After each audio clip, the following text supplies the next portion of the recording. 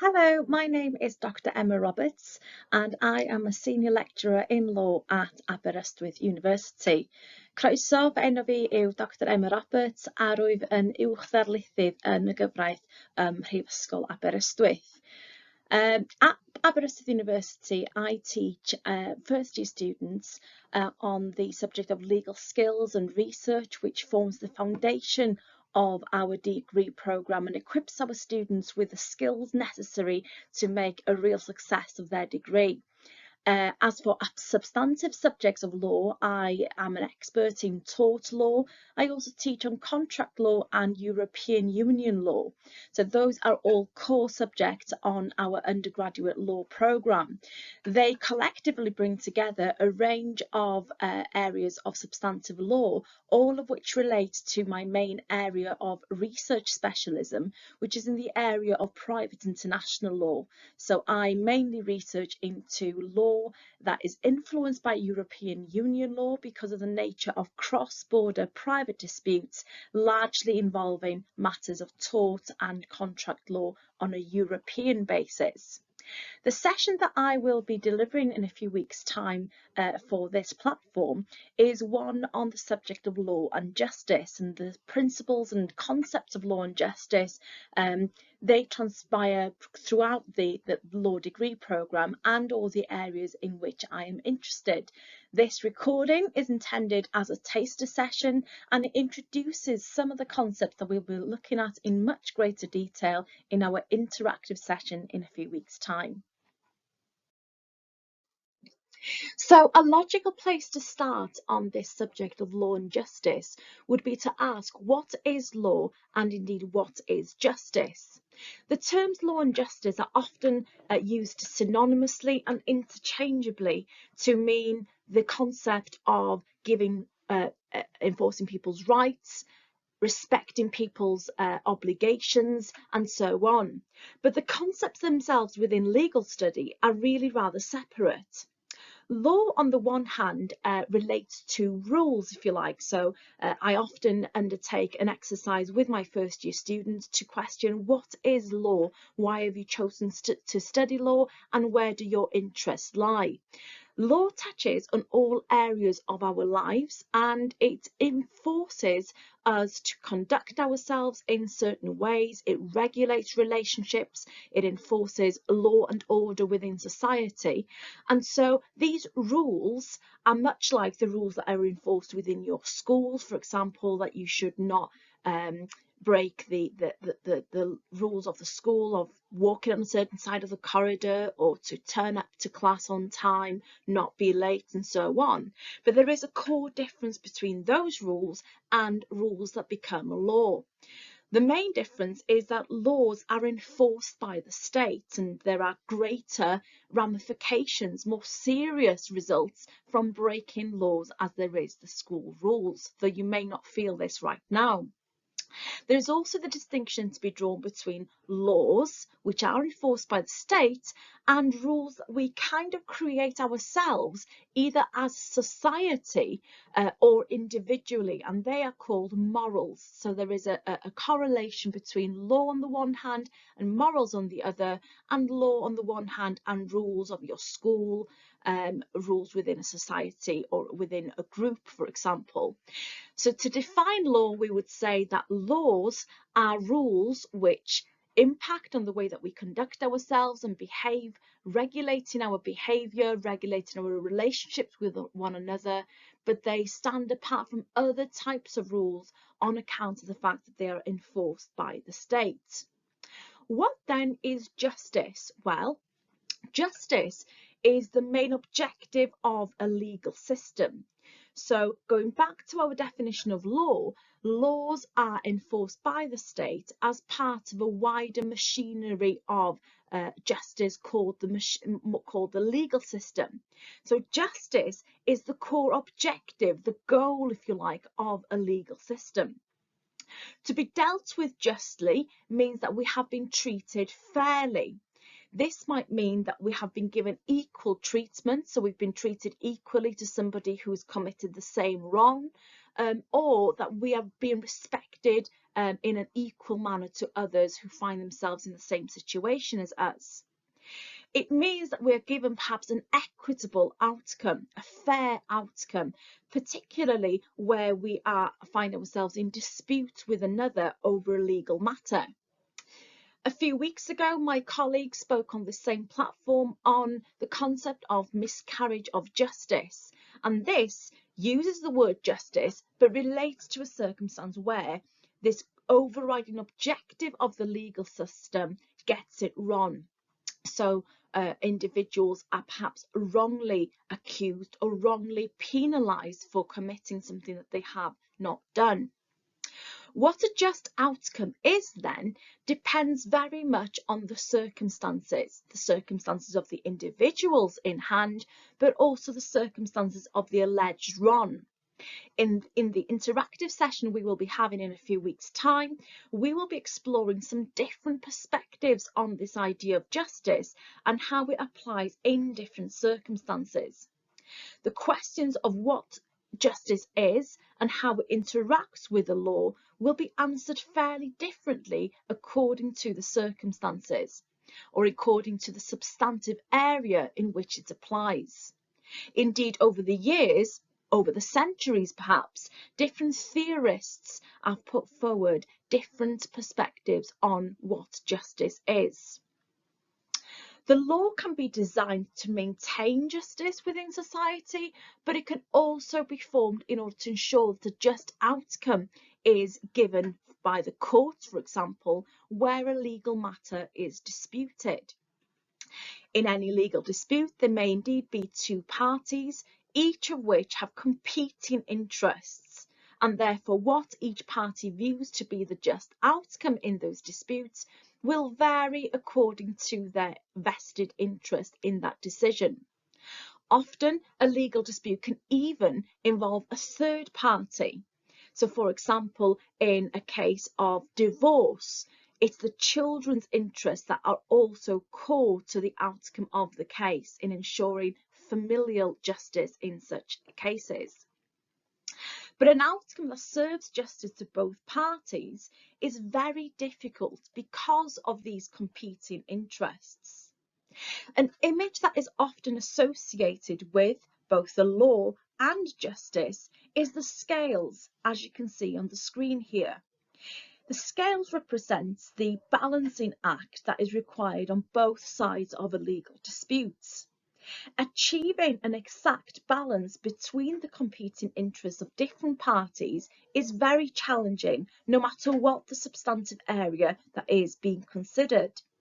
The law does not always get this right, which is why the law keeps evolving with societal changes, and often injustice must first occur in order to prompt changes in the law. Sadly, we need not look far to find examples of these injustices within our society today. Only in the last week, headlines have ranged from noting the climate change crisis, the cost of living crisis, and all these societal factors mean that we live in an age of social injustice. The interactive session that I have planned for you will explore some of these examples and look to ways to how these situations can be bettered through our legal system. On the screen are a few examples of the societal injustices that affect our lives today. So, for example, only very recently it has been reported that the UK are entering into another recession, having only in recent years recovered from the last recession. This means that a great proportion of the UK public are living on the poverty line. The cost of living crisis has raised the costs that each household will have to expend this winter. There is also a refugee crisis, so the government are looking to implement new policies to tackle refugees entering into the UK. This is a prime example for you of how the answer to what is justice differs according to the person's interest at stake. So what a refugee will consider to be a just outcome for their personal circumstances might differ to the government's objectives and policies on the same matter. We are also acutely aware of racial and indeed gender injustices and inequalities within our society, and we often call upon the law to be changed to try and equalise the treatment of people who are being unfairly treated because of their race, gender or gender identity. Very recently, we have seen protests take place in response to the climate crisis. The event of the COP, for example, has brought about protests on the streets of London to try and bring awareness to these issues, and the work of pressure groups in these areas look to influence changes in government reform, thereby trickling through to changes in the law. How these matters of social injustice are addressed by the legal system can vary according to the issue and the impact it has on society. Justice is often seen served through the courts, through the legal system, whether that be changes in the way in which law impacts on us and those issues, or indeed the way in which at the latter end of the court system a decision is given. For those of you studying an A-level in law, you will be aware of some of the terms that are featured on this slide. For those of you not yet studying law, you will be familiar with these terms within your first year of university study if you take up a law degree. These are just a few examples of the way in which our legal system safeguards that justice is served through our legal system. So, for example, the concept of judicial precedent is said to be a doctrine that ensures consistency in decision making through the court structure.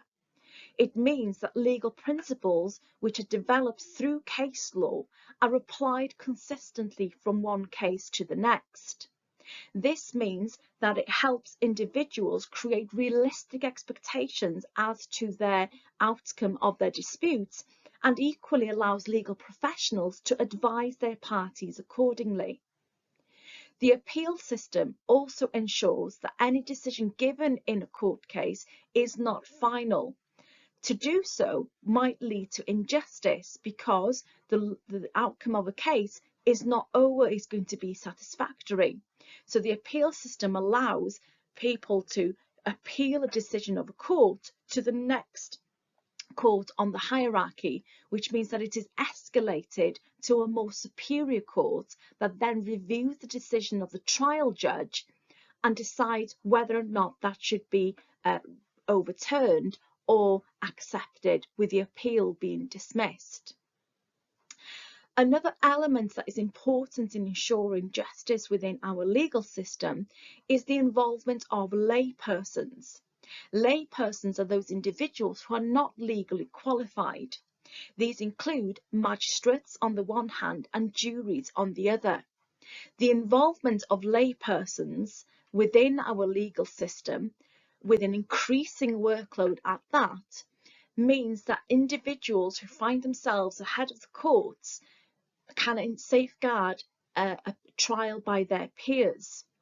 It means that the individual who finds themselves in the dock of a Crown Court does not have to rely on the judgment of one judge whose life might be quite far removed from that individual on a socio-economic basis.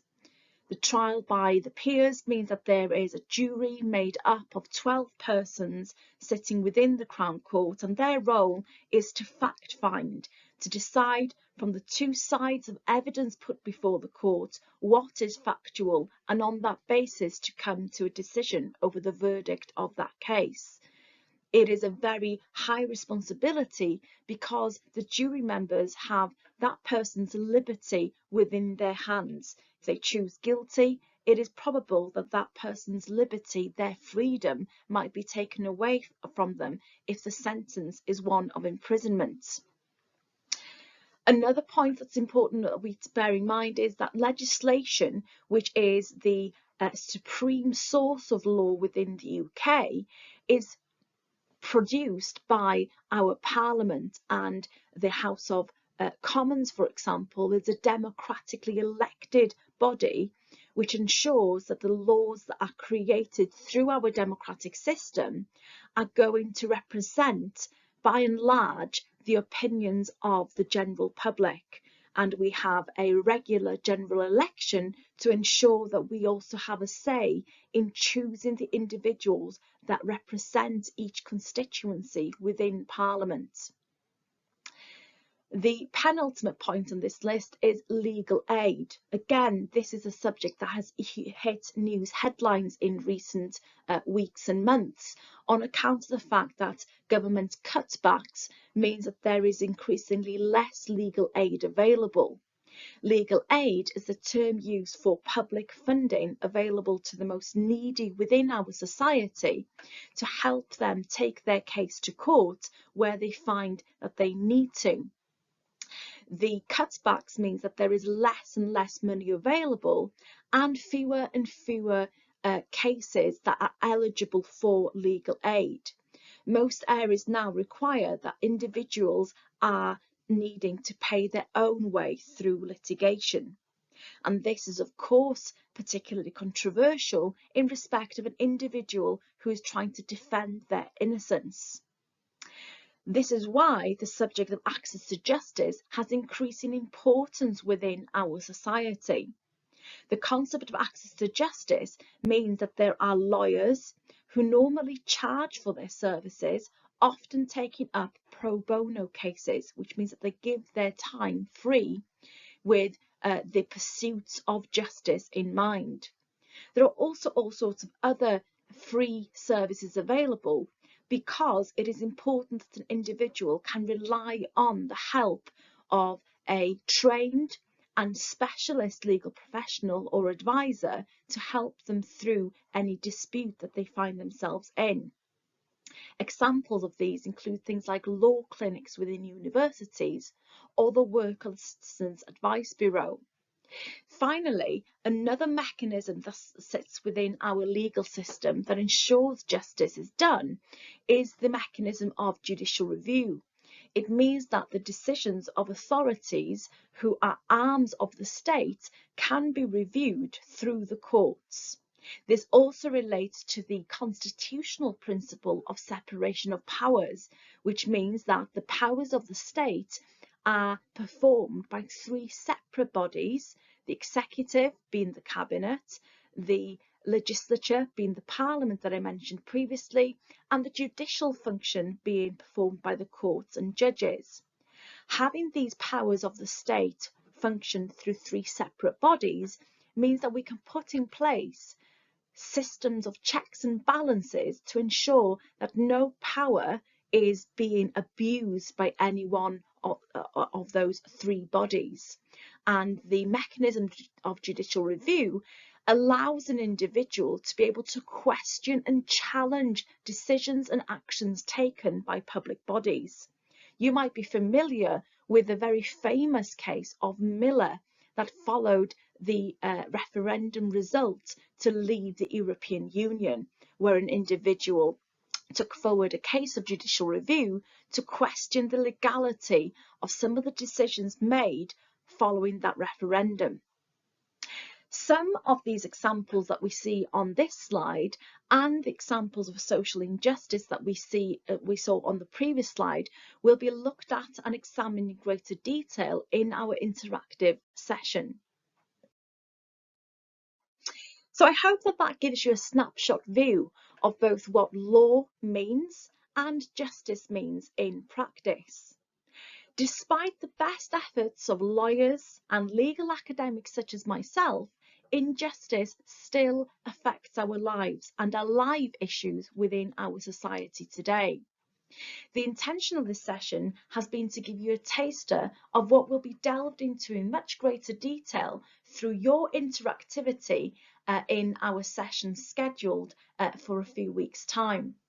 It will be interesting to see what your generation thinks of these matters of injustice affecting us today, and how those mechanisms that I outlined that are in force within our legal system can set about to correct these injustices moving forward. I look forward to taking this examination of these issues with you in our interactive session. See you then.